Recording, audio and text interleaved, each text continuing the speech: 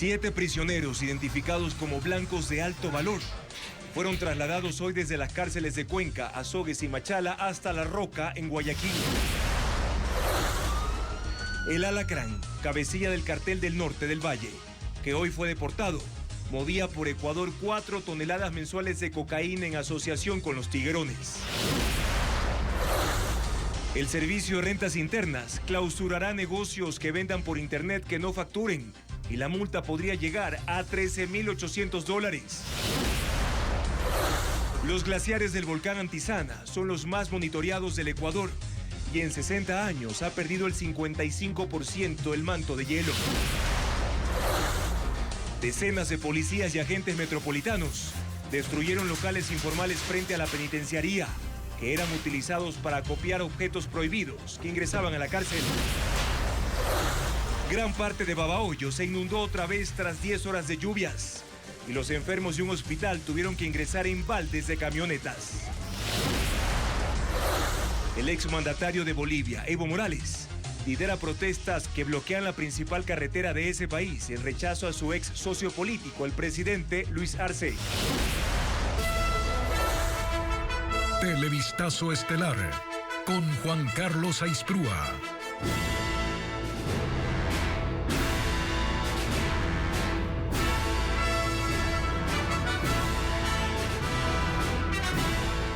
¿Qué tal, amigos? Bienvenidos a una nueva jornada de noticias aquí en Televistazo Estelar. El Frente de Seguridad trasladó a 7 presos considerados de alta peligrosidad a la cárcel La Roca en Guayaquil. El objetivo es aislarlos de las prisiones donde ejercen control y generan violencia. Paul Romero informa cómo se desarrolló el operativo.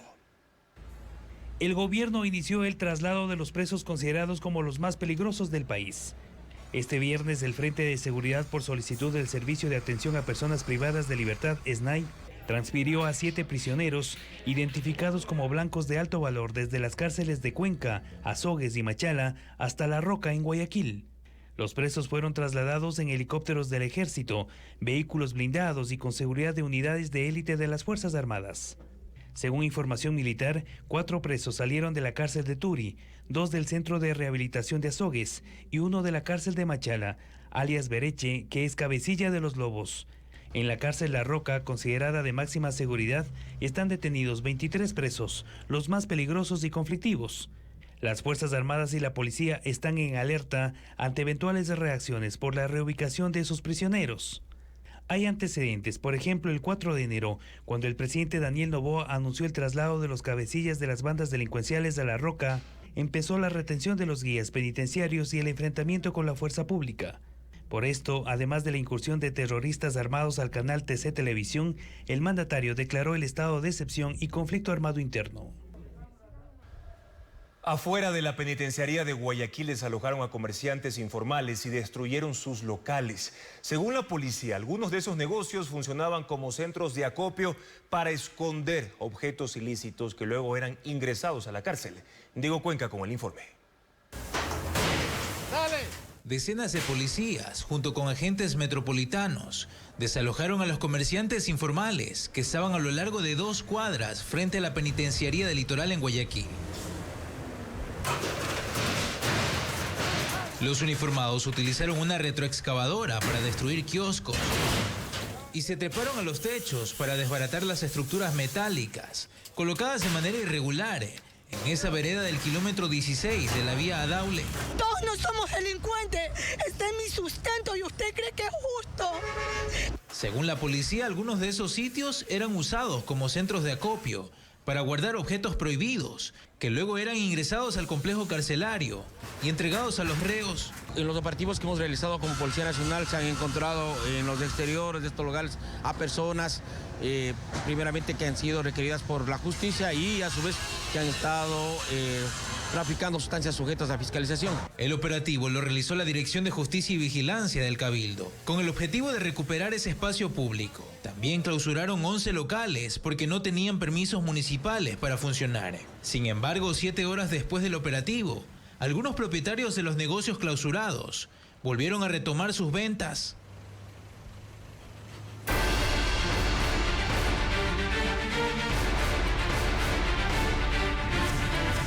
Cocaína, La captura del alacrán.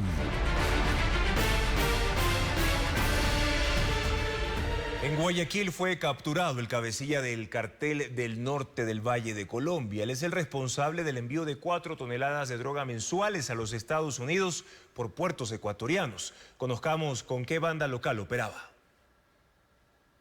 Uno de los cabecillas del cartel del norte del Valle de Colombia fue capturado este jueves en Guayaquil. Es Henry Loaiza Montoya, alias Alacrán, hijo del también capo de la mafia del cartel de Cali, Henry Loaiza Ceballos, conocido con el mismo alias Alacrán. Había huido de las autoridades colombianas a Ecuador. Hay registros de su presencia desde 2010, pero la policía no descarta que sea desde antes, pues se escondía con identidades falsas.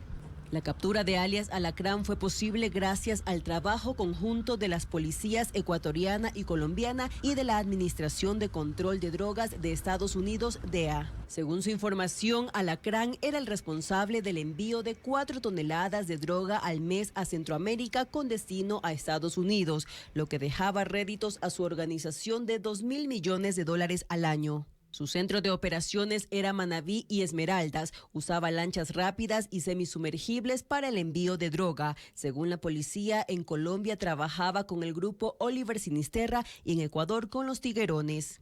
Nosotros todavía tenemos una investigación, entonces estamos todavía con la información en reserva porque ustedes entenderán que nosotros no vamos solo por esa persona, sino tenemos que ir sobre la estructura que estaban realizando todas estas gestiones logísticas para enviar las drogas a los Estados Unidos. Trabajaba básicamente en todo lo que es el sector del Valle del Cauca, con influencia en algunos otros departamentos. Alacrán era buscado por las autoridades de Colombia desde 2018 y desde octubre del año pasado tenía un pedido de extradición de Estados Unidos. En noviembre la Interpol emitió una alerta roja para su ubicación y captura. Con su expulsión de Ecuador, las autoridades buscan debilitar a los tiguerones y disminuir asesinatos y extorsiones, principalmente en Esmeraldas. Y precisamente 3 países trabajaron juntos para la captura del alacrán. Hoy fue ya expulsado por el puente internacional de Rumichaca a Colombia y será luego extraditado a los Estados Unidos para su juicio. Un contingente de 100 policías y militares resguardó el puente internacional de Rumichaca para llevar a cabo la expulsión del ciudadano colombiano Henry Loaiza, alias El Alacrán, detenido este jueves en Guayaquil. Llegó a la frontera portando un casco táctico y un chaleco antibalas. Personal de migración informó que posee difusión roja de la Interpol. Por ello, en Ecuador fue considerado como una amenaza y entregado a las autoridades de Colombia, quienes lo catalogan como un objetivo de alto valor. En ese momento es una orden de extradición que es para los Estados Unidos por un proceso de narcotráfico. El proceso de entrega tardó 10 minutos en el límite cero del paso internacional. Militares y policías armados permanecieron alerta durante la operación. Del lado colombiano también un contingente de uniformados vigilaba. La policía ecuatoriana reveló que el ciudadano colombiano también es investigado en Ecuador por nexos con grupos catalogados como terroristas por el gobierno. Esta captura se realizó en coordinación con la policía de Ecuador, sus homólogos de Colombia y la Agencia de Control de Drogas del Gobierno de los Estados Unidos, DEA.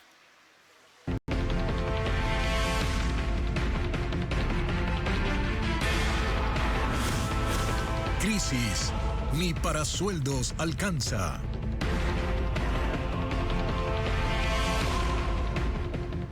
Docentes, médicos, policías y militares conforman el 77% de la nómina de los servidores públicos del Ecuador.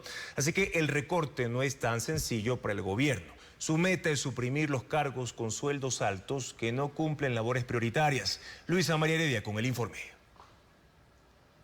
El gobierno de Daniel Noboa, que actualmente impulsa un plan de reducción del gasto público, ha reconocido que es difícil disminuir el monto destinado a salarios de la burocracia, porque casi el 90% de los servidores públicos corresponde a las áreas de salud, educación y seguridad. La cartera con más personal es el Ministerio de Educación. Tiene 178.297 funcionarios, de los cuales 159.313 son docentes de planteles fiscales y fiscomisionales, lo que significa que el 89% es personal necesario, que no puede ser separado de su cargo. Por tanto, optimizar no es tan sencillo en esta entidad, cuyo costo nominal al año llega a 2.768 millones de dólares. Sigue el Ministerio de Salud, que tiene 84.670 colaboradores e implica un pago en sueldos de 1.609 millones de dólares anuales, que es incluso un poco más de lo recaudado en el mes de enero en impuestos, 1.586 millones. Pero en esa cartera, además de médicos, hay personal administrativo con salario alto, que no siempre cumple labores prioritarias. Son los casos que actualmente estudian el Ministerio de Trabajo y el de Economía y Finanzas para aplicar el plan. Después está el Ministerio de Gobierno con 60.644 trabajadores. 57.043 son policías con nombramiento, es decir, el 94%, hoy enfocados en el conflicto interno armado. De ahí que el gasto en sueldos de esa cartera, que es de 1.194 millones de dólares por año, casi un punto del Producto Interno Bruto, tampoco bajará tanto.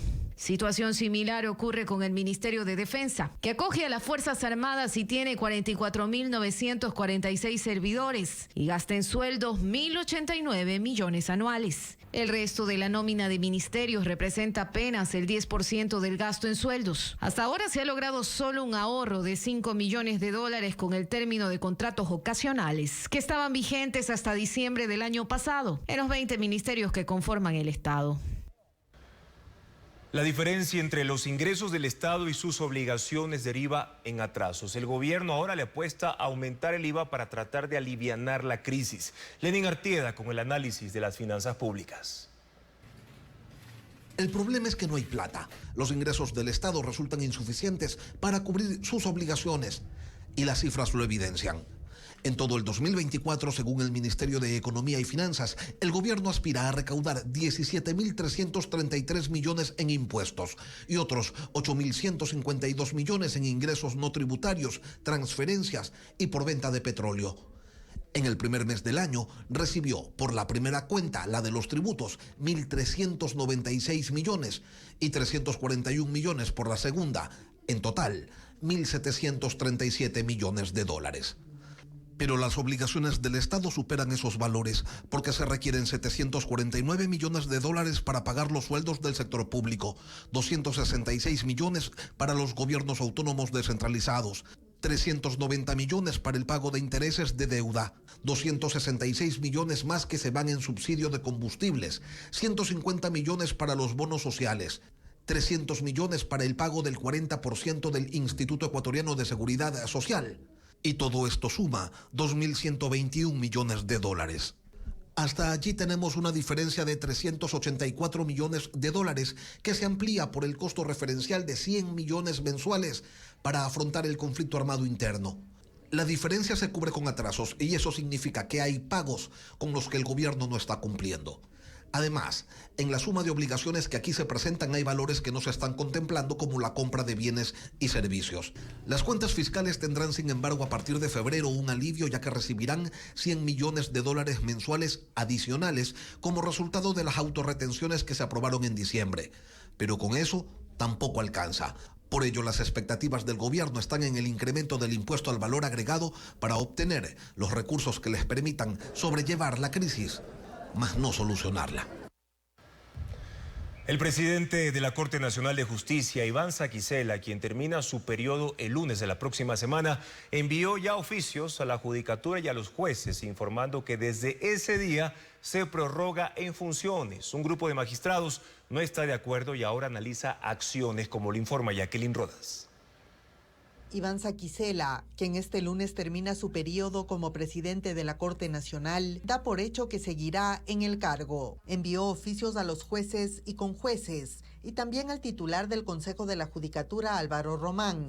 Indica que por expreso mandato legal, a partir del 5 de febrero de 2024, el suscrito se mantendrá en prórroga de sus funciones hasta ser legalmente reemplazado y que seguirá como representante de la función judicial, resolviendo extradiciones y otras funciones propias del presidente. Adjunta el pronunciamiento del Procurador General Juan Carlos Larrea. Pero en la Corte Nacional hay un grupo de jueces que considera arbitraria la decisión de Saquicela. Lo desconocen como presidente y al momento mantienen conversaciones para una posible autoconvocatoria del Pleno para tomar una decisión la próxima semana. Sigue sobre la mesa la propuesta de encargar la presidencia al más antiguo hasta que se dé el concurso y haya magistrados definitivos en aproximadamente 8 meses. Si se da esa sesión, contará con 21 integrantes, 11 jueces titulares y 10 conjueces. Ya no estarán los 4 magistrados que terminan su periodo: Luis Rivera, Byron Guillén, Walter Macías y Fabián Racines. La Judicatura confirmó que este sábado emitirá las acciones de personal para cesarlos. El juez Macías cree que con el criterio que emitió el procurador, ellos también deben prorrogarse y prevé presentar acciones legales si el Consejo de la Judicatura cumple con lo anunciado. Nayib Bukele se perfila como el ganador en las elecciones generales en El Salvador este domingo. Según las encuestas, sería reelecto presidente y su partido Nuevas Ideas obtendría mayoría en el Parlamento. Pero ¿cómo quedaría la oposición? Merlis González lo explica en el siguiente reportaje. Los partidos políticos de la oposición en El Salvador están en peligro de extinción. Una serie de cambios en las reglas del proceso electoral los han llevado hasta ese punto. La Asamblea Legislativa, con mayoría absoluta del presidente Bukele, aprobó reducir el número de diputados de 84 a 60 y cambió la modalidad para asignar los escaños, dificultando la representación de minorías. Además, la ley eliminará a las organizaciones políticas que no obtengan por lo menos 50.000 votos en la próxima elección o que logren un curul. El Frente Farabundo Martí para la Liberación Nacional y el Partido Alianza Republicana, que controlaron el panorama político por 30 años, hoy ni sumados superan el 10% de la intención de voto. Y el panorama de las organizaciones emergentes, como Vamos y Nuestro Tiempo, es aún peor. La situación se les complica aún más con un gobierno con amplia aceptación y un presidente que va por la reelección este domingo, llamando además a sus votantes a mantener el control legislativo, invocando lo que sus detractores llaman una campaña de miedo. Con tan solo un diputado menos de Nuevas Ideas, la oposición podrá lograr su verdadero y único plan: liberar a los pandilleros y ocuparlos para regresar al poder. La oposición llega debilitada a los comicios en los que Bukele tiene 82% de la intención de voto y los pronósticos señalan que su partido Nuevas Ideas se quedaría con 57 de los 60 diputados del Parlamento. En Bolivia, el distanciamiento político entre el presidente Luis Arce y su coidiario Evo Morales deriva en manifestaciones de comunidades campesinas afines al exmandatario que ya cumplen 12 días de protestas en las carreteras. Morales defiende su aspiración de volver al poder en el año 2025, pero el Tribunal Constitucional lo mantiene inhabilitado y anuló su elección como candidato del partido gobernante, Movimiento al Socialismo. La principal carretera que une a La Paz con Santa Cruz sigue bloqueada por segunda semana consecutiva. El cierre ha provocado escasez de combustibles, alza de precios y pérdidas económicas calculadas en más de $700 millones en sectores agrícolas e industriales. Hay 900 autos y buses atrapados en las vías y unas 1.100 personas que no pueden ir a ninguna parte, mientras que en La Paz utilizan a decenas de autobuses para bloquear el tránsito. El gobierno dice que los manifestantes buscan una confrontación entre los bolivianos en medio del distanciamiento entre el presidente Arce y su antiguo aliado y hoy adversario Evo Morales, que se ha ido agravando desde 2020 cuando Arce asumió la presidencia y marcó un camino de independencia respecto de Morales, diciendo que este no tendría participación en su gobierno. Evo Morales había renunciado en medio de protestas después de 13 años en el cargo, pero mantuvo control sobre comunidades indígenas y el partido Movimiento al Socialismo, que en octubre del año pasado lo escogió como candidato para las presidenciales de 2025 y a punto seguido expulsó de esa agrupación al presidente Luis Arce. Sin embargo, un mes después, el Tribunal Constitucional bloqueó a Morales. Habían emitido una sentencia que impide que un presidente gobierne más de 2 veces, sean o no consecutivas, y consideró que el partido incumplió requisitos de convocatoria establecidos en su estatuto. Así, en enero de este año, seguidores de Morales protagonizaron desmanes en la sede del tribunal, convocaron a las protestas actuales para exigir la renuncia de todos sus miembros y demandan una nueva elección de magistrados, pues estos se autoprorrogaron en sus funciones. Mientras tanto, los bloqueos continúan y el presidente Luis Arce decidió no reprimir las manifestaciones, esperando que se autodisuelvan a medida que se acerca el carnaval, fiesta de gran importancia en el país. Si usted vende por internet, atención, el servicio de rentas internas clausurará los negocios online que no emitan facturas o notas de venta. El objetivo de esta medida es recaudar más durante este año, como le explica Carla Delgado. Desde este lunes 5, el Servicio de Rentas Internas iniciará controles a los contribuyentes de negocios digitales. Su objetivo es comprobar que emitan facturas o notas de venta. El SRI espera realizar al menos 10.000 controles hasta marzo. Y si el contribuyente pasa por alto esta disposición, será sancionado. Las multas van desde $460 hasta $13.800. La sanción será mayor si el contribuyente es reincidente. Se clausurará su negocio, bloqueando la dirección electrónica en cualquier plataforma. Todos los negocios que se realicen en Internet deben emitir facturas. Negocios donde la compra-venta de un producto o servicio se realice entre una empresa y un consumidor. No solo aplica para las tiendas online, sino también para páginas web que ofrecen servicios. El SRI espera recaudar mediante este control 1.200 millones durante este año. La idea para el SRI es que más allá de la sanción, estos negocios se formalicen. El Ministerio de Gobierno informó que las intendencias podrán autorizar actividades como eventos públicos y turísticos donde no haya riesgo de violencia. El comunicado indica que para actividades con aforos superiores a 400 personas, los organizadores deben presentar un exhaustivo plan de seguridad para su análisis y autorización. Los trámites serán en las intendencias de cada provincia previa evaluación de los riesgos.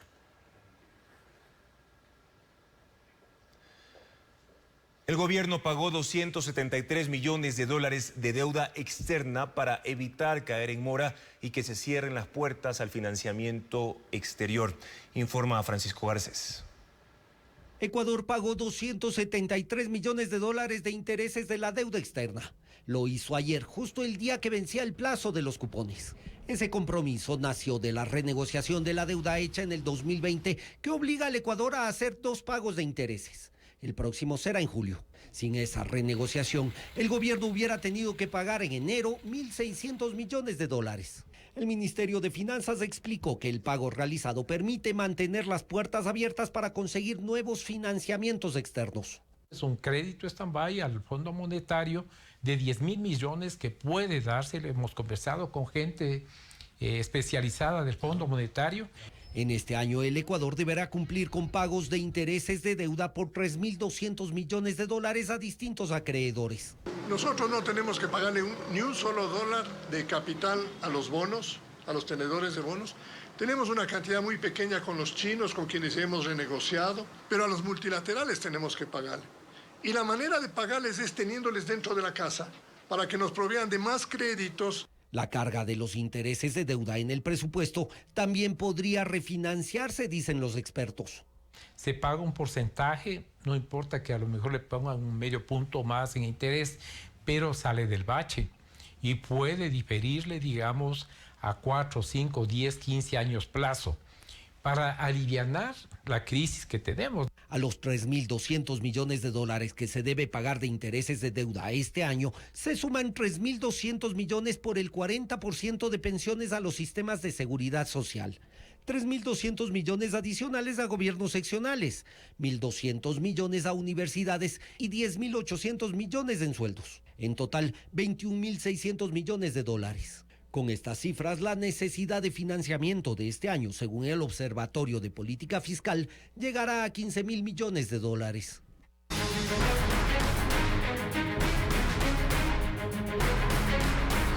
Servicios en línea para usted.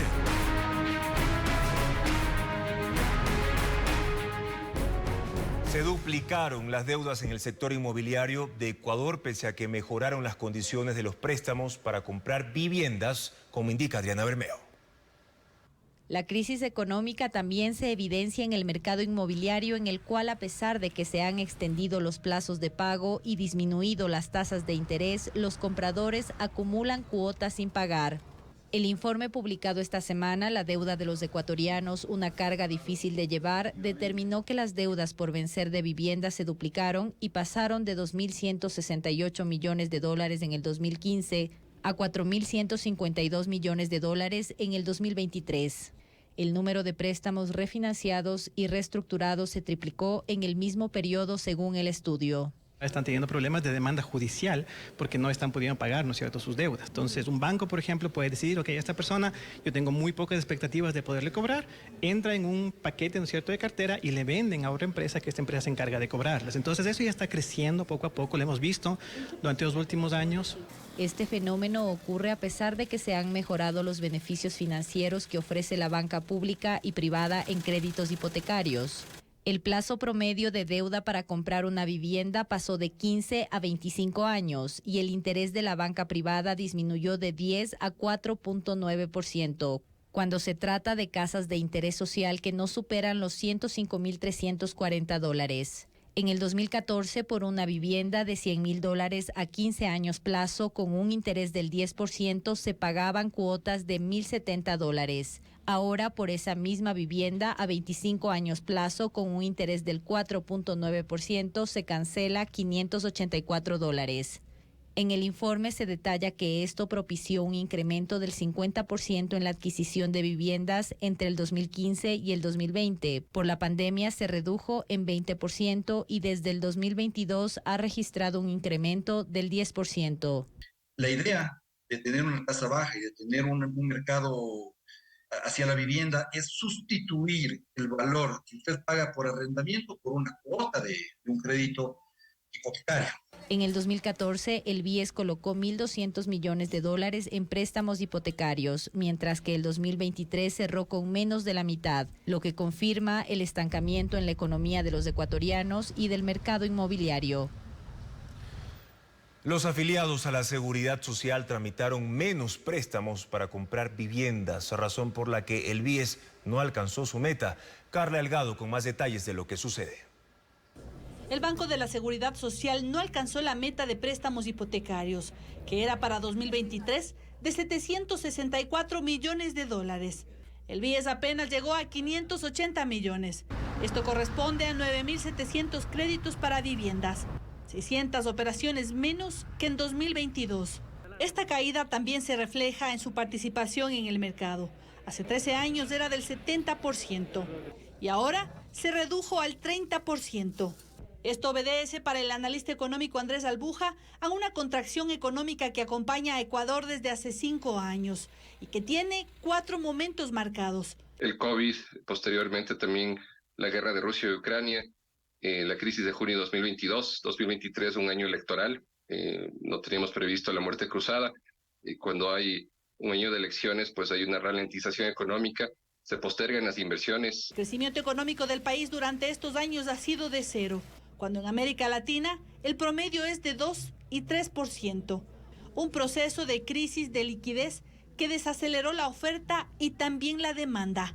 El BIES por sí solo no puede actuar frente a esta caída. Corresponde, según el analista, al Estado establecer políticas públicas que se aplican cuando hay periodos de crisis económica. La política de tasas de interés se puede flexibilizar. Cuando hay periodo de crisis económica, pues es necesario revisar las tasas de interés a la baja. No solamente en préstamos hipotecarios, sino también en general. Además de revisar las tasas de interés, el BIES también debe analizar la morosidad, que es del 20%, y reprogramar los préstamos que no han podido pagarse como consecuencia de esta crisis económica interna. 7 municipios ya empiezan a asociarse en mancomunidades para buscar financiamiento internacional que les permite ejecutar obras. Diego Cuenca describe cómo funciona ese mecanismo de organización. Los municipios encontraron cómo adquirir recursos para poder ejecutar obras que cubran las necesidades de sus cantones. Lo harán conformando mancomunidades que son asociaciones de un grupo de alcaldías que se constituyen mediante acuerdos fijados entre los consejos cantonales con el objetivo de buscar financiamiento para sus proyectos. Esa es una de las soluciones que están aplicando para sostenerse ante la crisis económica del país. El gobierno le debe 957 millones de dólares a los 221 municipios. Cuando presentamos un proyecto como un municipio individual es muy difícil conseguirlo, pero cuando lo hemos presentado los 6 municipios ha sido más fácil conseguir los recursos. Por tanto, para nosotros la experiencia de la mancomunidad es muy buena y de hecho en este momento es la mancomunidad la que nos ha dado esa oportunidad de seguir desarrollando ciertos proyectos en nuestro territorio. Ese mecanismo no es nuevo y le ha servido a 6 cantones de la provincia de Loja para crear un laboratorio que analiza la calidad de agua potable y desarrollar la producción agrícola, además clasificar los desechos, entre otros programas.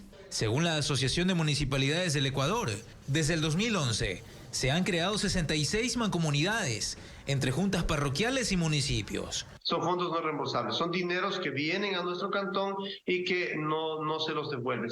Lo que sí se justifica lógicamente para el fin de que se lo gestionó. En el contexto de esa emergencia, 7 municipios de Guayas, Santa Elena y Los Ríos son los primeros en reunirse para crear un consorcio que busca recuperar playas del Cantón Salinas, construir malecones y otras obras relacionadas a la salud de sus comunidades. Las autoridades municipales esperan acumular la mayor cantidad de proyectos para iniciar las negociaciones con organismos extranjeros de crédito.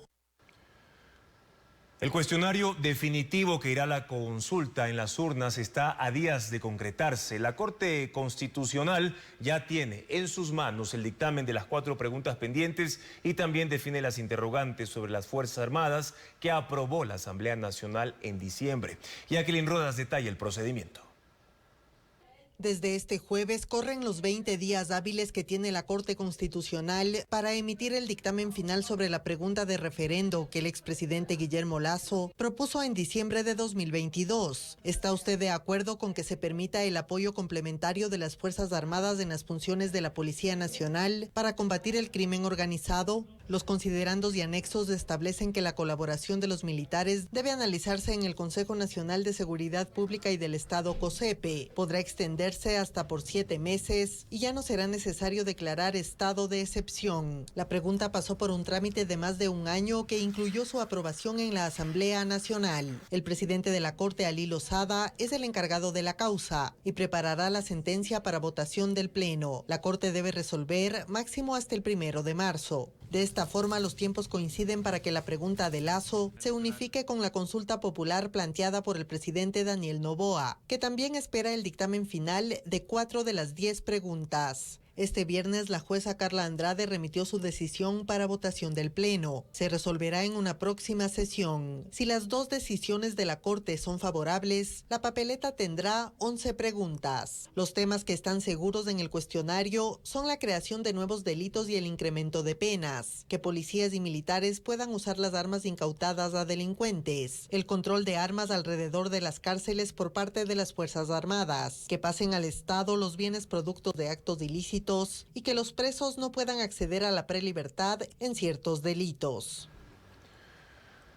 Las bandas delincuenciales extorsionan a los presos. Las ganancias por este ilegal negocio generan la disputa por el control de los pabellones de las cárceles del país. Paul Romero con el informe.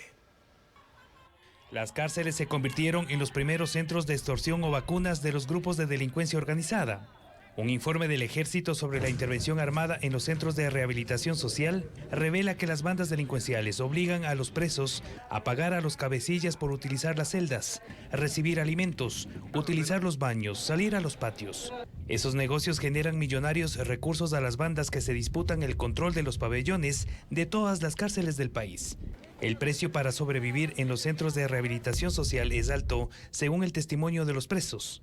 Cuando llegamos aquí presos, nos sacan de la cama, yo que son unos $200, a veces por portarnos mal, también nos sacaban, nos metían al calabozo, nos sacaban cheques de 500. Sus familiares deben cancelar mensualmente las extorsiones en cuentas bancarias de terceras personas.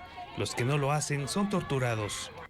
Eran celdas pequeñas de 2 metros de ancho por 2 de largo. Aquí permanecían hacinados entre 20 y 30 reos, sin servicios básicos ni alimentos. El control militar en las cárceles por el momento frenó las vacunas, un negocio que genera, por ejemplo, en la penitenciaría del Litoral, $70.000 semanales. La suma se explica porque existen 12 pabellones, cada uno con 4 alas de 24 celdas, y en cada pabellón habitan entre 800 y 1.000 personas que pagan en promedio entre $6 y $8 diarios. Según inteligencia militar, el negocio de las mafias en las cárceles incluye, además de la extorsión, el microtráfico, tráfico de armas, municiones, venta de licor y celulares. En el país hay 358 mujeres integrantes de grupos de delincuencia organizada. La policía las identificó como blancos de importancia, informa Elaine Sánchez. En el país existen 358 mujeres integrantes de 23 organizaciones criminales según la Policía Nacional. Todas cumplen roles específicos, principalmente en el transporte y comercialización de la droga. Hoy han sido catalogadas como blancos de importancia debido a su participación en varios delitos. Para especialistas en seguridad, las mujeres están escalando en el mundo criminal. En su mayoría, cumplen jerarquías de subordinadas. Hasta la fecha, la única mujer identificada como cabecilla del grupo criminal Los Lobos es Laura Dayana Castillo Belín, una de las piezas fundamentales para descifrar el asesinato de Fernando Villavicencio. Antes de ser detenida, operaba en el sur de Quito y en el Valle de los Chillos vendiendo droga. Su historial delictivo es extenso, con antecedentes por porte de armas, asesinato y delincuencia organizada. Según el INEC, hay 1.965 mujeres detenidas. Las causas judiciales en su mayoría es por narcotráfico con el 72%, robo 12.8%, asesinato 13%, violación 1%, tenencia y porte de armas 1%. Según el portal de investigación Inside Crime, en el narcotráfico hay 10 roles asignados a las mujeres en América Latina, en las que se involucran desde la producción de drogas, transporte y comercialización. Están las jornaleras o peonas, cocineras durante el procesamiento químico de cristalización, finqueras propietarias de la tierra, mulas que transportan los estupefacientes, halconas mejor conocidas como campaneras, narcomenudistas vendedoras al menudeo, narcomodelos que transportan droga, son testaferros y lavan dinero, coordinación logística que lleva cuentas de las ganancias, finalmente las cabecillas que lideran y controlan el territorio y la mercancía. Además de las drogas, el tráfico de personas y la minería ilegal representa otro ingreso para los grupos de delincuencia organizada. Ecuador tiene un bajo dominio de inglés y es el peor de Latinoamérica, según un ranking internacional. Fabiola Santana muestra más datos de esa investigación. Desde el martes, la frase "because he's nice, because he's handsome, in something incredible" es tendencia. Ese día, Daniel Noboa se burló de cómo habla inglés el expresidente Correa. Because he's nice, because he's handsome, because something incredible. Because he's nice, because he's handsome, so it's something incredible. Más allá de lo jocoso que suena el tema, la realidad es que Ecuador tiene un bajo dominio de ese idioma.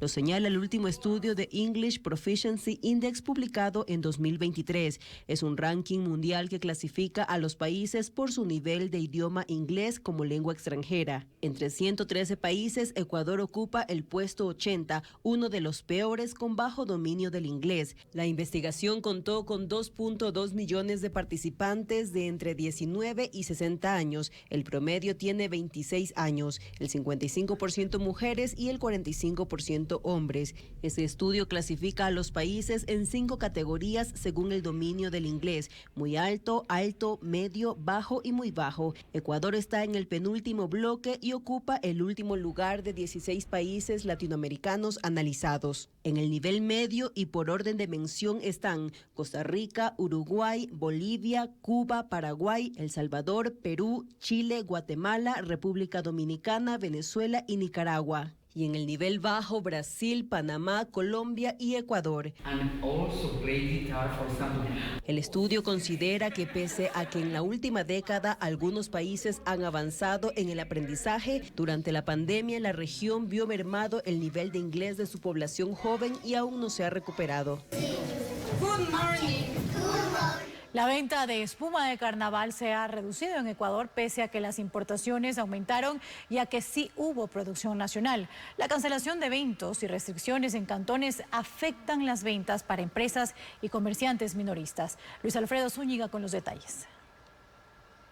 La venta de espuma de carnaval en Ecuador se ha reducido y tanto empresarios como comerciantes minoristas señalan que esto se debe a la cancelación de eventos y restricciones que han puesto en cantones como Salinas, donde se prohibió usar este producto. Laboratorios Windsor elabora 8 millones de unidades entre sus dos marcas, Carioca y Espumas Windsor. Señalan que su situación es crítica porque la producción ya se ejecutó desde junio del año anterior. El producto almacenado ya debería estar vendido, pero sigue aquí, en sus instalaciones en Quito, porque la venta es escasa. A estas alturas de los años pasados, nosotros teníamos vendida nuestra producción al 85-90%. Y me atrevo a decirte que no llegamos ni al 20% de las ventas, Luis Alfredo. Por ello decidieron hace 3 semanas parar sus máquinas. Dejaron de producir porque se trabaja a pérdida. Cantones, sobre todo de la sierra, como Guaranda y Ambato, cancelaron sus eventos y han adquirido muy poco. Definitivamente la Tacunga, definitivamente Salcedo. Ahora con el tema de Salinas, todo se paraliza. Pero la espuma de carnaval también se importa. Durante el 2022 ingresaron $493.000 en producto, mientras el 2023 la cifra llegó a 1.1 millones. Ciertos empresarios están preocupados porque sus clientes mayoristas piden descuentos y otros han pedido devolver el producto. En las distribuidoras lo confirman, los comerciantes minoristas no les están comprando. Antes nosotros vendíamos de 50 cajas en cada cliente, ahora solamente llevan 3, 10. Todo es una cadena, los minoristas no lo adquieren por la baja demanda de compradores. En este caso se ha reducido un 75%. Con los globos de agua pasa algo similar. Desde el SENAE informaron que se importaron $21.200 en el 2023, cifra mayor al 2022, pero las ventas también son pocas. Empresarios y comerciantes están afectados por la escasez de ventas, que dejan las restricciones en el estado de excepción, a días del feriado por carnaval. Conciertos de música clásica, obras de teatro contemporáneo y un show de improvisación son las propuestas para este fin de semana en Guayaquil, Quito y Cuenca. Vanessa Robles con la lista de actividades.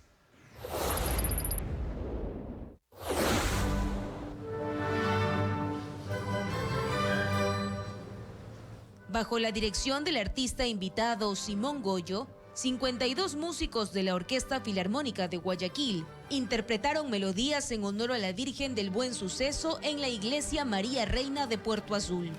500 personas estuvieron presentes en la función gratuita que duró 1 hora. El próximo concierto será el 8 de febrero en el Teatro Centro de Arte.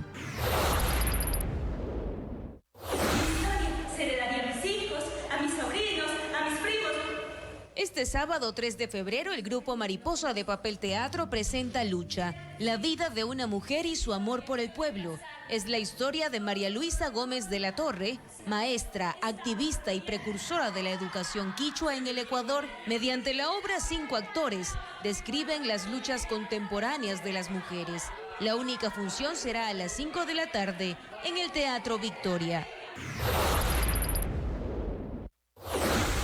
Es que cuando yo llegue a estar con mi novia cuencana, tú me des mi espacio de intimidad con ella. El show teatral, Estado de Excepción, es la propuesta cómica que se realizará este fin de semana en la Sala Alfonso Carrasco de la Casa de la Cultura de Cuenca. Durante 1 hora y media, los actores del grupo Fulanos de Tal darán un espectáculo de improvisación en torno a la situación actual del país.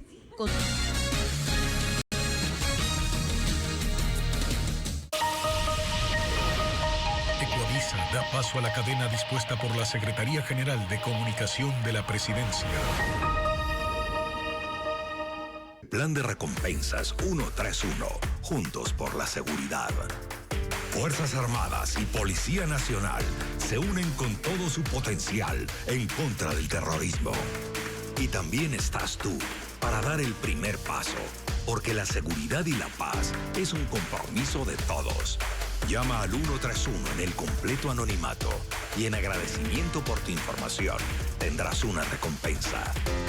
Marca gratis al 131 y combatiremos al terrorismo en todo el país. Informa delitos como narcotráfico, tráfico ilícito de armas y explosivos, grupos de delincuencia organizada, terrorismo, amenazas al Estado.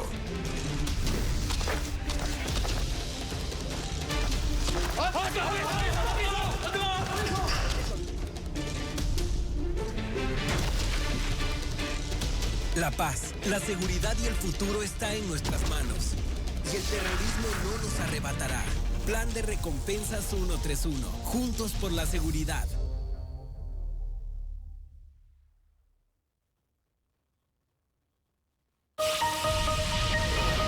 Ecuavisa transmitió una cadena dispuesta por la Secretaría General de Comunicación de la Presidencia.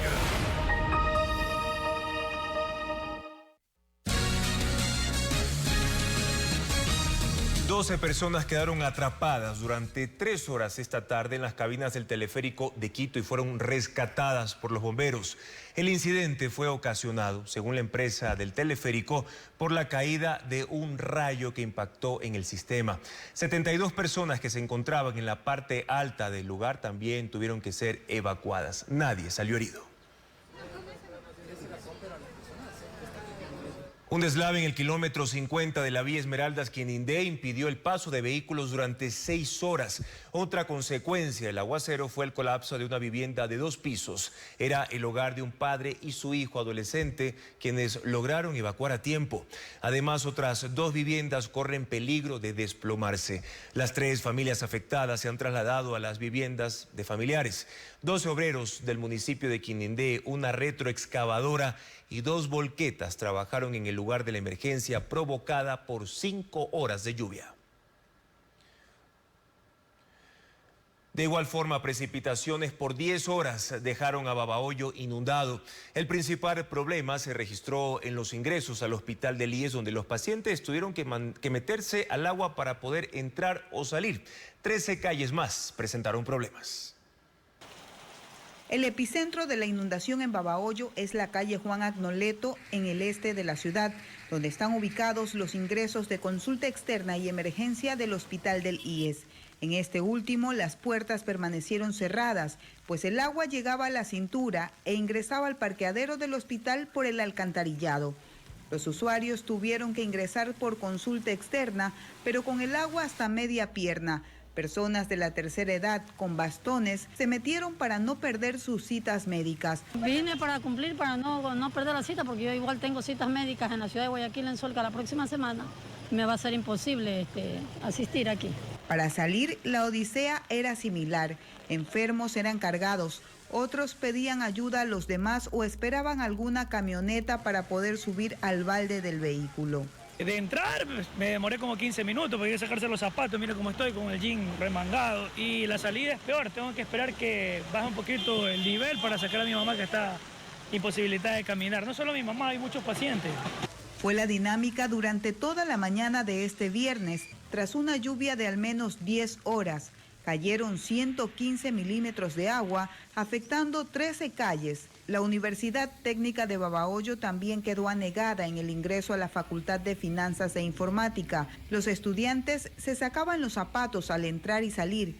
Pese a las consecuencias del aguacero, las clases no se suspendieron.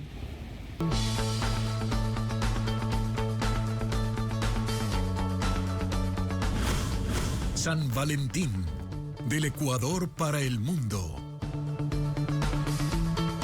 Ecuador exporta flores a 109 países. Estados Unidos es el principal cliente.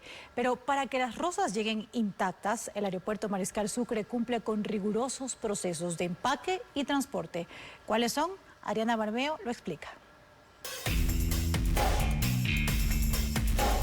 Durante 22 días, el movimiento del aeropuerto Mariscal Sucre de Tababela se intensifica.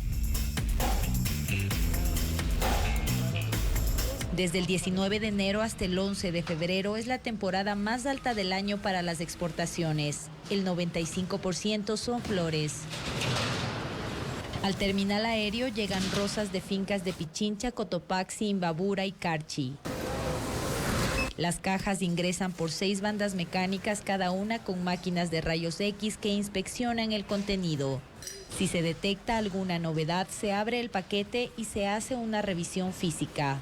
Pero ¿cómo hacen para que una flor que viaja entre 4.000 y 14.000 kilómetros llegue intacta? El aeropuerto de la capital y los empresarios resolvieron el problema. Las cajas se ordenan en pilas similares a un Tetris. Su disposición no responde al azar. Se colocan en función de esta estructura metálica que tiene las dimensiones y forma del avión. El objetivo es aprovechar al máximo el espacio. Este proceso se conoce como paletizaje. Se asegura con una red, lo que proporciona firmeza al paquete y evita la apertura de las cajas que permanecen en la bodega, que tiene una cadena de frío permanente para la conservación de las rosas. La temperatura de esos cuartos fríos es de 3 a 5 grados para que se mantenga la frescura de la flor. Las flores permanecen en el aeropuerto durante máximo 2 días. Finalmente se colocan en estos vehículos conocidos como mulas, que llevan las cajas hasta los aviones. El proceso de carga dura 1 hora. El aeropuerto tiene un funcionamiento de 24 horas.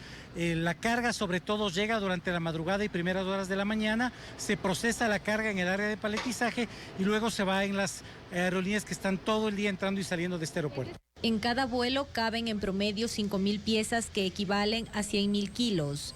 En estos aviones también hay sistemas de refrigeración para que las rosas cuenten con la temperatura de conservación adecuada durante el viaje, que puede durar entre 5 horas y 3 días. El mejoramiento de la industria florícola y la tecnificación para el traslado ha dado paso para que Ecuador se consolide como el tercer exportador más importante de flores en el mundo, después de Holanda y Colombia, y el segundo de rosas, superado solo por Kenia. En el 2023 se enviaron 165.000 toneladas, que representan $950 millones en la economía nacional. Los principales destinos fueron Estados Unidos, 29%, la Unión Europea, 27%, Kazajistán, 15% y Canadá, 3%. Los esfuerzos de este sector apuntan a la sostenibilidad y la rentabilidad a largo plazo de la industria de las flores. Tras 10 años de estudios, se confirma el descubrimiento de una especie de serpiente en 3 provincias de la Sierra Ecuatoriana. Los científicos la diferenciaron por sus características físicas y afirman que debería considerarse como una especie casi amenazada, como reporta Vanessa Robles. Esta es la nueva culebra cafetera endémica, descubierta en 11 localidades de las provincias de Pichincha, Cotopaxi e Imbabura, en el noroeste de Ecuador. Vive en elevaciones de entre 1.000 y 1.600 metros sobre el nivel del mar. Sus escamas son oscuras, cuello blanco y labios del mismo color. Llamó la atención de los científicos de la Fundación Camay, que realizaban una expedición en Mindo, Pichincha, para elaborar un libro de anfibios y reptiles. Y en el proceso vimos esta que no se veía semejante a las que habíamos encontrado en otros países. Entonces dijimos, puede que sea diferente. Y recién el año pasado fue que confirmamos con análisis genéticos que es nueva. Durante el día reposa bajo plantaciones de café y es activa durante la noche. El macho promedio llega a medir 30 centímetros de longitud, mientras que la hembra 18 centímetros. Según los investigadores, el reptil debería catalogarse como casi amenazado, según la escala de preservación de la Unión Internacional por la Conservación de la Naturaleza, por la destrucción de su hábitat a causa de la deforestación y actividades mineras. Yo creo que en total hemos encontrado unos 10 ejemplares a lo largo de los últimos 15 años, entonces no es tan común. El descubrimiento se hizo oficial en un estudio publicado en la revista científica Evolutionary Systematics. A los investigadores les tomó 10 años corroborar que se trataba de una nueva especie. El Antizana es el volcán más monitoreado del país y, al igual que el resto de nevados, ha sufrido una acelerada pérdida de sus glaciares. Sin embargo, existen esfuerzos por proteger el ecosistema que lo rodea, como lo informa Carla Delgado. Para los andinistas, el Antizana es uno de los volcanes más tímidos, y así le dicen, porque casi siempre está envuelto entre nubes. Esta vez exhibió todo. La mañana soleada y despejada permitió ver cada detalle, su casquete, sus grietas, sus fuentes de agua, sus faldas donde ya no hay nieve y sobresalen sus formaciones rocosas. El Antizana está en los límites de Pichincha y Napo, dentro del Parque Nacional del mismo nombre. Su cumbre alcanza 5.758 metros y su última erupción ocurrió en 1802. A este ritmo no pasa nada. No pasa nada. Tranquila no. Sí. Se llega caminando por esta ruta rocosa que se ha ido formando a lo largo de sus 4 erupciones. Hoy, el objetivo es llegar al glaciar Los Crespos, que está muy cerca de la estación del Instituto de Meteorología e Hidrología INAMI que lo monitorea. El Antizana es el nevado más monitoreado por toda la facilidad de acceso a la zona. Se tiene registro de estudios desde hace 28 años. Aquí había hielo a principios de 1900. Bolívar Cáceres del INAMI lleva décadas estudiando los glaciares. Por eso sabe que la pérdida de hielo del Antizana no es distinta a la de los nevados del mundo. Todos los glaciares aquí en el Ecuador y en el planeta tenían un retroceso, podría decirse, normal, porque es un fenómeno geológico natural. Pero a partir de la década de los 80 se pudo observar a nivel general que el retroceso se aceleró. Esto puede ser en parte debido al incremento de las temperaturas en todo el planeta. Los cambios que ha sufrido son visibles y notorios para aquellos que lo visitan a menudo. Este glaciar, que se llama Los Crespos, a principios de 1900, ocupaba toda esta cubeta. Todo lo que vemos, la morrena de al frente, el sitio donde que la laguna ahorita está saliendo, se daba la vuelta, venía por donde que nosotros estamos parados. Es decir, aquí había hielo. El Antizana perdió el 55% de su glaciar en los últimos 60 años. Y la proyección es que en 10 años desaparezca 1.5 kilómetros cuadrados. El casquete de la Antizana, en el primer inventario que se realizó en el Ecuador, tenía una cobertura de 17 kilómetros cuadrados. Actualmente, este casquete tiene una cobertura de 11 kilómetros cuadrados. Esto inquieta, porque este nevado es una fuente hídrica importante para Quito. Alimenta el embalse La Mica. Por ello, su conservación es una tarea prioritaria. Este nevado permite mantener vivo al ecosistema del páramo, que alberga más de 1.600 tipos de plantas y unas 400 especies de aves y mamíferos.